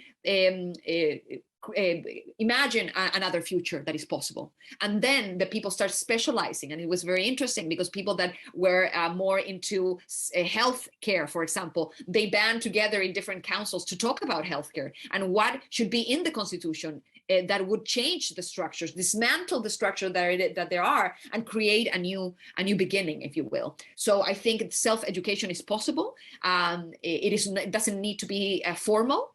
But it has to have some resources, and people learn from each other, from their lived experience. Because I think that we have overvalued philosophy and intellectual life in the academic sense. And we have not valued the plebeian experience of the material life, of the lived experience, of the suffering that people endure every day. They suffer the system, they suffer the law, and there is knowledge and collective learning that comes from the relation of that experience, from the expression of that experience, and community comes together with the recognition of that mutual suffering, as Ivón was saying, the recognition of the needs of others. We need to listen to each other. So in the first part of this rebellion, people were only listening to each other. People understood for the first time that all that they were suffering was not about them. Is not an individual failure, that you cannot get a job, or that you cannot care about your child in a manner that is okay with you, that all your being in debt, that you cannot have the proper education, was not about your failure. It's a systemic failure, because when all your neighbors are in the same boat and all are sharing the same sufferings, then they realized the inequality and the injustice of the system as a whole, and that empowered them to change the rules. So it is an event that actually brings this together, the people together. But this event, I would say, is like ground zero of this plebeian revolution, because when we already have these experiences that are the most difficult ones, and we can learn from them and disseminate this information, people around the world are eager to know how it is done in other places. What are these tools and weapons that they could be using? What are the methods and the methodologies and the processes that they can go into in order to change their world from the ground up? So I think we need to value also the knowledge that comes from below, and not only understand self-education as something that is only abstract or theoretical, but it comes from the lived experience. So also kind of changing the paradigm there in terms of education, and going back to Paulo Freire and the pedagogy of the oppressed, and how we cannot teach from above, but you need to be part of it and kind of enable this self-education. So I think that is the way to go. And in terms of the church, very specifically, I would say that in order to change the structure, which is very difficult to change, we cannot just raise it to the ground, we cannot abolish it, we need to edit it and bring something new, like a mosaic, and give the people some part on the decision-making process, so the people can edit the mainframe as it goes through. So we don't need to have a breakthrough in terms of like, now we're going to allow, gay people to not be in sin, and be just, regular humans, but actually being accepting of that community throughout, from the ground up, and in a very, and give the people, the gas and the brake of their own revolutionary experience of changing the world we inhabit.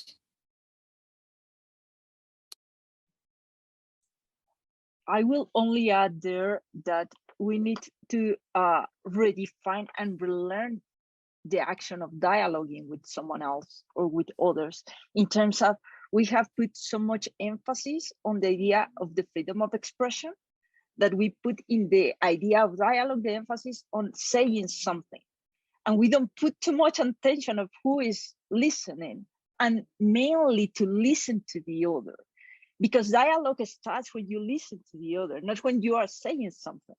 So I recall this idea because I think that it is very important in what Camila is saying, to listen to the other, even when the other is someone that it is different from you, that it is coming from a different background, that has another cosmovision of the world, and that their perception is a valuable one to try to find other ways in which our work could be other.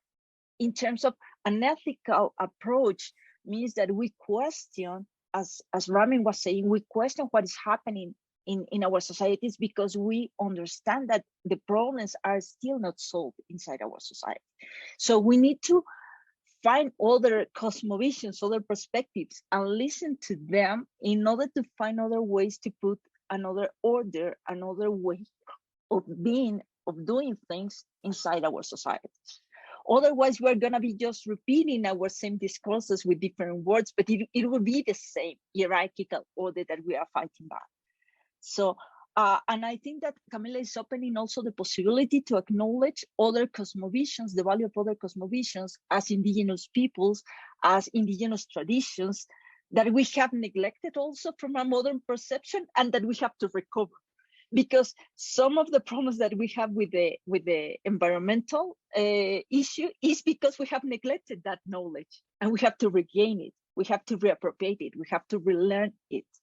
So I found it so interesting in that way, the proposition that she is giving in that sense. And just from the ethical perspective, Mario, I would say that ethics is always this critical reflection about our society. So I think that you are going to be in this train of thoughts, you are going to be always in a liminal position. You are going to be always on the boundary. And you have to be that at some point you are going to be excluded, but you accept that because you are part of this. That is part of this critical reflection. That is part of a boundary itself that is always trying to be part of the society, because the society is part of our social life. But you have this critical eye about what is going on inside the society. Otherwise, you're just going to be following the trend, and that is not the active type of life that even Hannah Arendt was proposing. Thank you. Patricia, would you like now to come in? There was a bit of danger in the horizon. Those who are familiar with our family will know. And so now we're through. Patricia, please. Sorry, we kept waiting for a long time. Sorry, I just wanted to thank all three for this interesting panel. I think I just wrote down too many notes because it's like mind-blowing. I'm even lost in my notes, but I just wanted to, because Camila talked about Paulo Freire, my question would be in that sense about education, because I'm really reflecting a few months to now about the distinction about human or humanity as individual or like collective cells, not something global, and the aspect of legal entities that they come and blur the line. And that's I'm really reflecting on how these legal entities, they impede us to in the sense of care, in the sense of education, because it's like a product, a commerce, or something that involves money transaction. And what my supervisor Jung Mo-sung would say, this is the systemic violence, right, towards people. So I was wondering how could we think beyond those legal entities, or how can we humanize legal entities? I don't know if it's too much. Thank you. That's an excellent question, because it is something that actually Marx was also dealing with when he was talking about law and rights and all these like good things that modern society give us. And he's very clear, and I think I am with him in the sense that this legal fictional entities or these legal titles are given to us individually like a number, equalizes us in a way that is formal and abstract and not real. It's just on paper. So this is something that is demobilizing, because if you are granted equal rights, there's nothing else to fight for. There's no horizon for struggle in a way. You are preempted. So you are demoralized in this manner. You are debased as a human being because you're not able to be political, because you already have everything. What are you asking for if you already have your rights, right? This is for on the one hand. On the other is also, and this is the last thing that I've been working on a critical understanding of liberalism, because liberalism, and we need to remember with John Locke, that he understood natural law and natural rights and the civil rights based on property. And this idea of property as the most comprehensive of all rights, that without property, we cannot survive. We need property to accumulate, to dominate nature, and to serve ourselves, to be beneficial to us.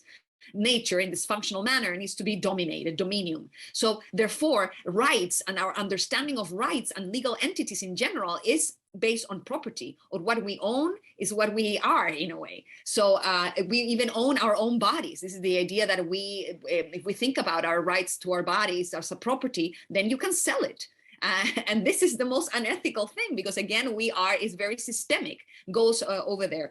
So we need to kind of expand this idea of legality to make a kind of bring more categories in. So Chile is an extreme in which we only had two types of property, private and public. However, there are many other kinds of understanding of the relation between people and the environment and things in general. So we have cooperatives, we have the common goods, we have the right to the commons, to things that cannot be appropriated. So now in the Constitution, we have enshrined the rights. Also, we have codified the idea of inappropriability, that the sky, the air, the water, in all of its ways, either frozen or not, cannot be appropriated. It cannot be property. That's it. Full stop. So we need to kind of redefine what is legal, and also kind of that legality serves the community, because we're never alone. We're always in a community. So if we can empower the local organizations and community-based organizations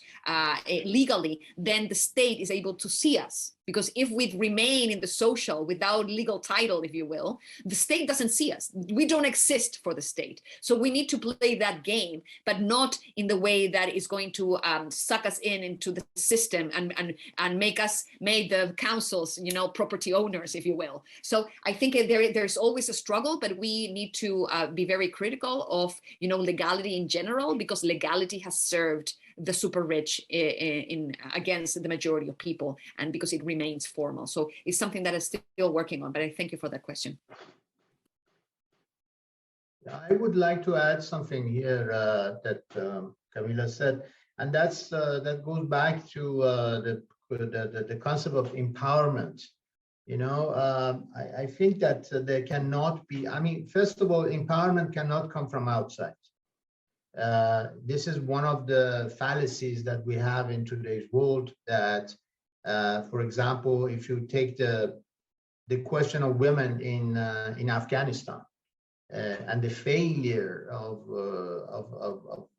political failure of democratic movement in Afghanistan, and the coming back of the Taliban, it had to do with the fact that the Afghans themselves had to empower themselves. Americans gave them this feeling that, okay, we're going to come and empower you, and you can resist fanaticism, and you can resist jihadism, and you can resist the Taliban. And we saw the failure. The failure comes from the fact that, and I think that since we were talking about Paulo Freire, he is in his work, he mentions this idea of empowerment, of how the peasants become empowered, and the naming of the world. He says the fact that they can name things in the world is already an empowerment. But I think that empowerment comes with self-realization. This idea of self-realization is very important, especially in the work I've done on Gandhi. I think that somebody like Gandhi, Mahatma Gandhi, he was very aware of that, because he said to the Indians in 1947, we are not only cutting from the British, and we are not only becoming having a Swaraj as home rule, we are having Swaraj as self-realization and self-discipline and self-restraint. Don't think that if we are no more a British colony, we can realize ourselves politically. We have to learn how to do that. So I think that the question which is in front of us is, since we were talking about the problem, the issues of our world today, how can we have dissent in today's world? It does not come automatically. How can we have the questioning? How can we, since Camila, you were talking about listening, how can we listen in a world of noise, of noises? Do you have a moment of silence to listen to what the other is saying, or to the problems of the others?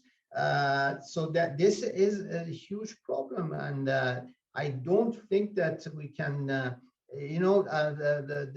whole issue of democracy is, in today's world, is actually elaborated in terms of voting or not voting. I mean, this is absurd. Citizens around the world, they think no more in terms of dissenting, thinking, acting independently, but only voting or not voting, like we had it recently in the French elections. Okay, if they want to dissent, they don't go and vote. But this is not a way of changing things, So I think that here we have a huge problem of how we have to empower ourselves. And I'm not preaching from above, actually, not at all. I'm thinking in terms of an actor, a civic actor. But I see that there are a lot of obstacles in front of us, educational obstacles, obstacles of how citizens can, as you said, how they can shape themselves politically, how can they come and play the role as actors? How can they reveal themselves in a very Arendtian way in the public space? Do they reveal themselves? No, they are not revealing themselves. Everybody is thinking in terms of, okay, how can I be famous? I would even jump from a cliff to be famous, but you said the problem is not for you to become famous. The problem is a problem of choice. As Jean-Paul Sartre says in his great book, Being and Nothingness, this is, you have the choice, existential choice. You have to make the existential choice. So I'm asking, where does this existential choice come from, actually? I mean, how much of it can be given to us by this spiritual revolution, as you said, but how much can it be given by this metaphysics of salvation that you talked about? I'm not sure. I mean, I'm putting these as questions, which I think are very important. I think that those questions. Sorry, Ivón, go ahead. I think that those questions are truly important, but I am part of going with the utopian sensibility of saying that at some point those questions are going to move us forward in terms of having this critical mind. That's why I emphasize the idea of being at the boundary in terms of always questioning what is happening and always trying to find ways to, if not answer, at least address those questions and find ways to move forward, to not moving forward in terms of progress, but moving forward in terms of developing other possibilities of being in the world. And I would only say that self-realization comes with community. And that is a break of the paradigm of modernity, because self-realization is attached with this idea of individual success.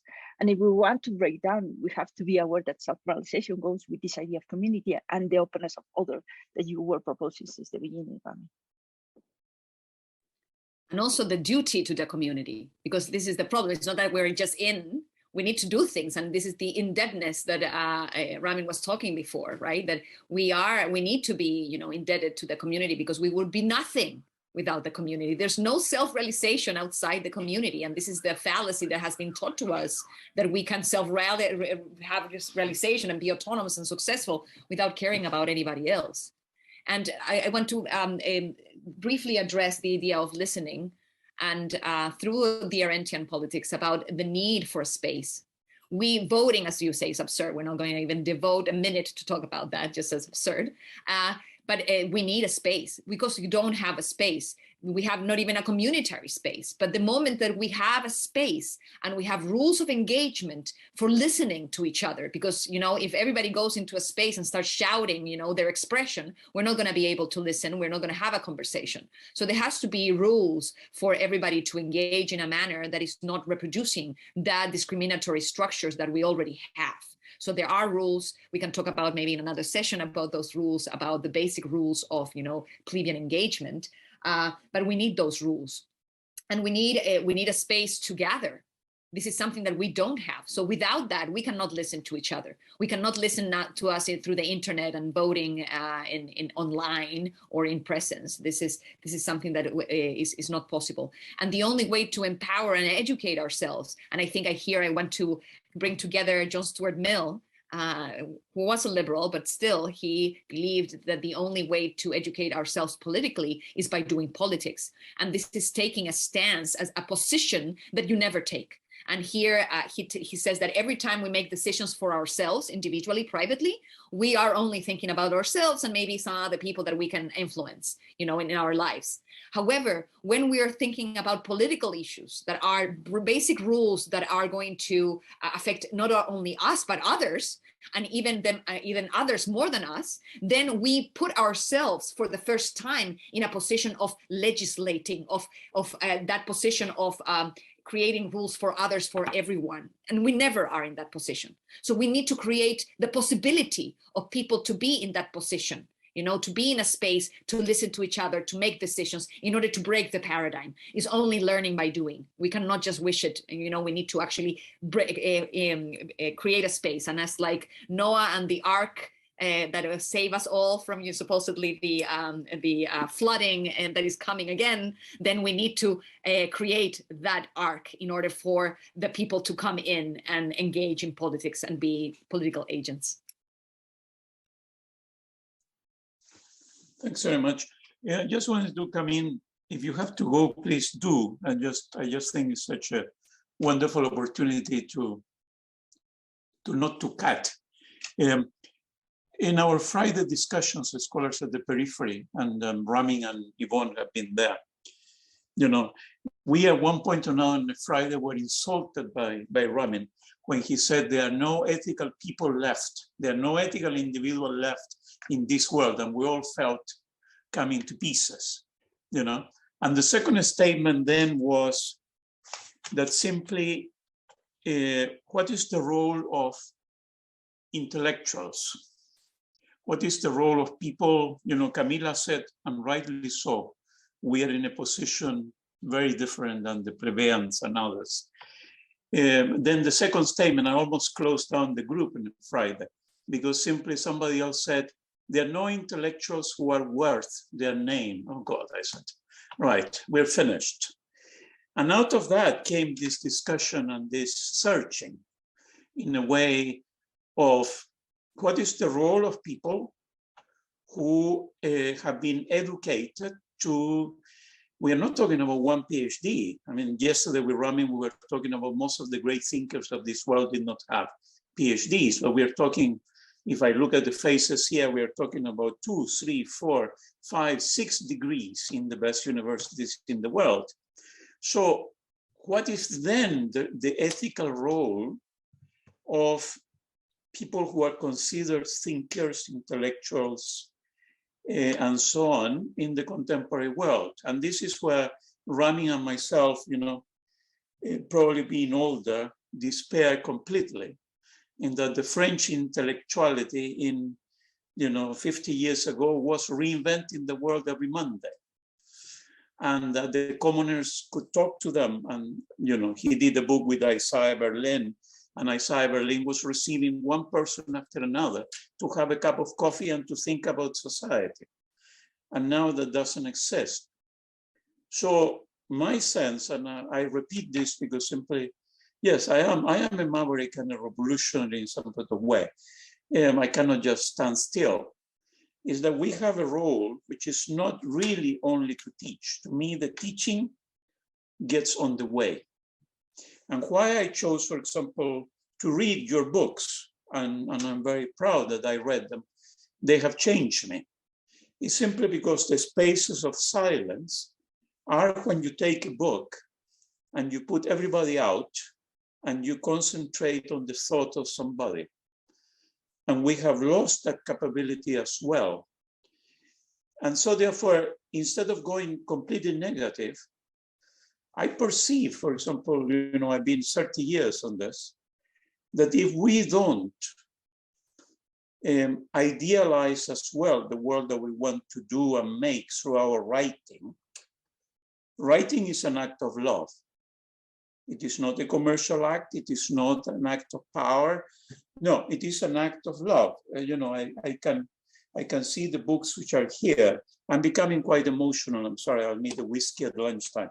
I can see the books and I can see how the books have asked me questions. I can see how, in the last election, I didn't vote because I read Camila's and I said, okay, we'll give it a truce to voting. And then, I tried to read extraordinary things in philosophy by Camus and so on again, because Ramin told me that we are reading the wrong books. Okay, I look at my books. I have plenty of them. And then I said, oh God, they're probably the wrong books. So I went and read French existentialism and Simone de Beauvoir. And by the end of that, I was almost destroyed because it's like looking back to so many years and then saying, if you don't watch it, you could end up producing knowledge in which you reproduce the oligarchy. And therefore, that's why our conversation yesterday with Ramin was so meaningful. First of all, there were no vegetarian options in this restaurant. But then, we had this long talk, which was about reinventing ourselves, not for the sake of ourselves, but in a sense, the world had come to us.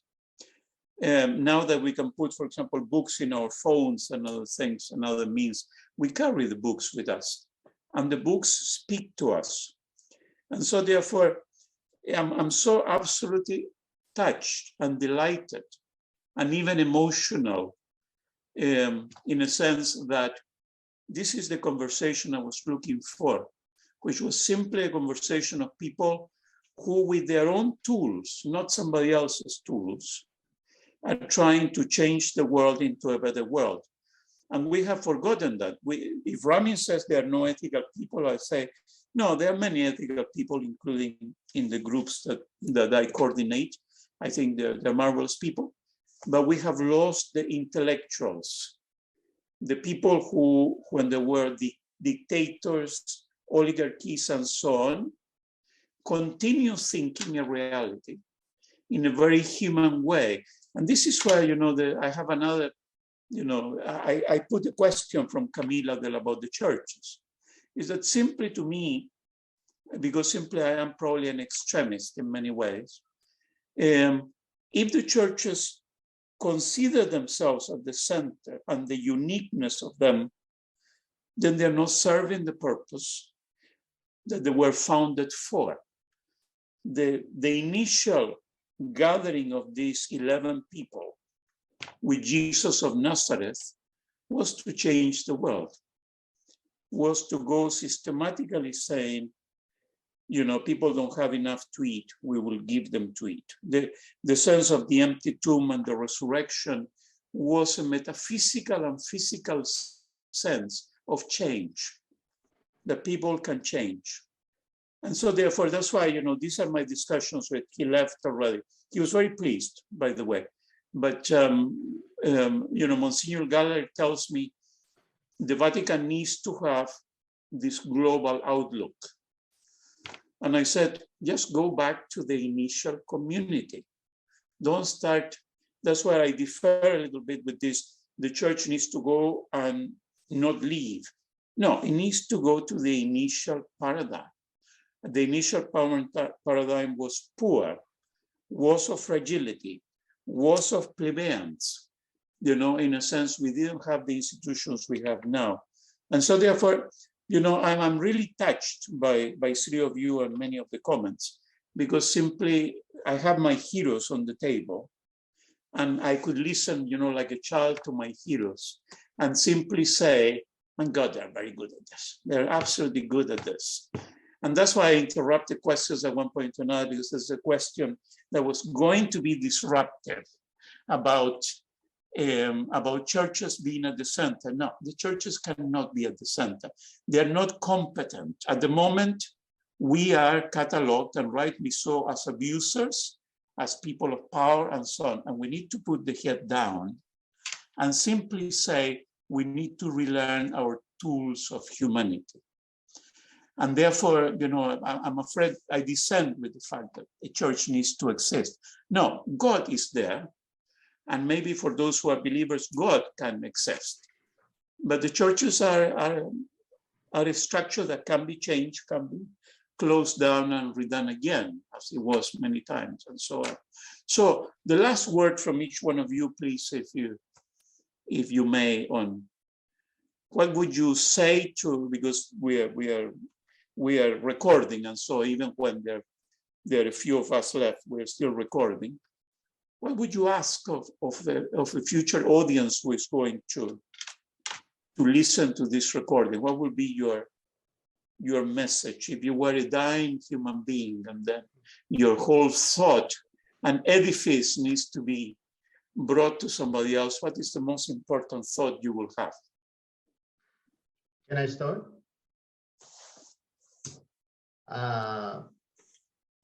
I think that my last word would be the advice of Phoenix to Achilles in chapter 9 of the Iliad. Be a speaker of words and a doer of deeds.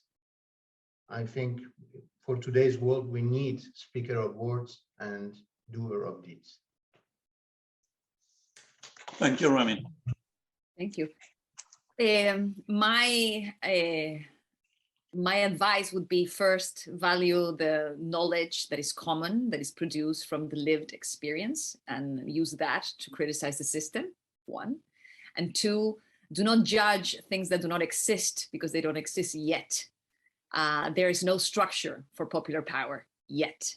So therefore, we cannot say that the people are ignorant and useless and they cannot govern themselves because they have never tried, or there has never been a space to do it. So if we really are committed to the people's empowerment, for the people that are historically marginal in society and oppressed, then we should strive to create those spaces for the people to appear and become political agents.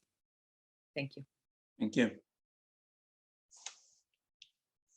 I would say to be sensible to the needs of others and to be sensible to the relevance of care going beyond times of crisis. That care is there and that we are caregivers and care receivers constantly in a community that it is an ominous current in that way. Thanks very much to three of you for bringing yourselves, really. The books are an expression of you rather than just a book. And I think the recording will be very important for groups and for others to, you know, it's a lasting thing. And for those of you who are coming on Wednesday to Rome, and I can see at least two, yes, this is what we are not up against too. But the group that is coming on Wednesday, in a way, is taking the baton of saying, you know, we want things in a very different way.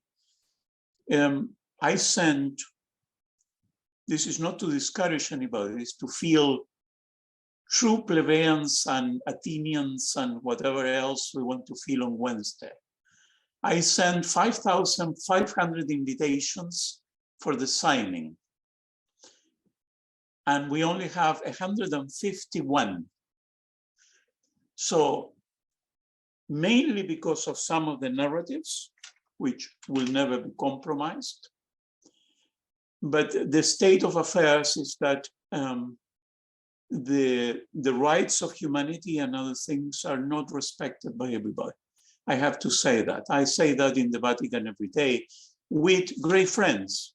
I don't hold anything against them. We are a community and they're very, very close friends and we have great fun in a way at times. But if you cannot accept the declaration as it is on Wednesday, it means there is something you need to revisit. Because simply the rights of there are not different than the United Nations, than the rights of any citizen and whatever. And so anybody looking at that, and that's why I stopped one question, because the question was going to be about you are attacking me because of what you're saying. No, if I've read more than 50 times the declaration, and very thankful to Camila for coming to the rescue of males who sometimes don't perceive the reality as it is. There is nothing there that should upset anybody in this world. But when people get upset or cannot come and just say, I even said to one person, believe it or not, Monsignor Callahan is signing. Because I said to him, you maybe will not agree with some of these things, but would you do it for the other? The commandment of love for others, who at the moment could be a bit fallen in the world because other people hate them, and you will come with your hand and simply say yes. And so therefore, we continue in a sense our conversation, and Patricia, thank God, is having us online on next week on Wednesday, and she will be there present with Plinio. Let's see this as an ongoing conversation. That's why I wanted as a conversation. So, you know, I was smiling because some of the questions there said, oh, can we ask questions in class? And I said, oh, just please. There are conversations that human beings have regardless of the structures of education. And this one was a beautiful one. So thanks to everybody, thanks to the speakers. And we'll revisit your books. I mean, I have learned so much from your books that simply I am moved. If I were an alcoholic, I will go and have a drink. I think I'm going to have a cup of tea, and I'll circulate the next session of this following the speakers, because simply they speak again and again, and there are new things and so on. And so thank you for coming, and for Ivón to lead us and leading the recording and the online. And I'm sure this conversation will happen again in Mexico, if we all manage to get there very, very soon. I already decided that, you know, in September, if Camila needs to make it there, I'm not needed in September. I can sign papers at the distance, and I can help to make sure that she gets there to that. But this is what we need to remember as academics and so on. But it's not really about the selfishness, but the cooperation and so on. So thanks very much, and have a very good rest of the day, and we'll be in touch, no doubt. Okay, thank you. Bye-bye. Thank you, Mario, for the invitation, for bringing us together. Thank you. Yes, wonderful. Thank you very much. Bye-bye. Bye-bye. Bye-bye.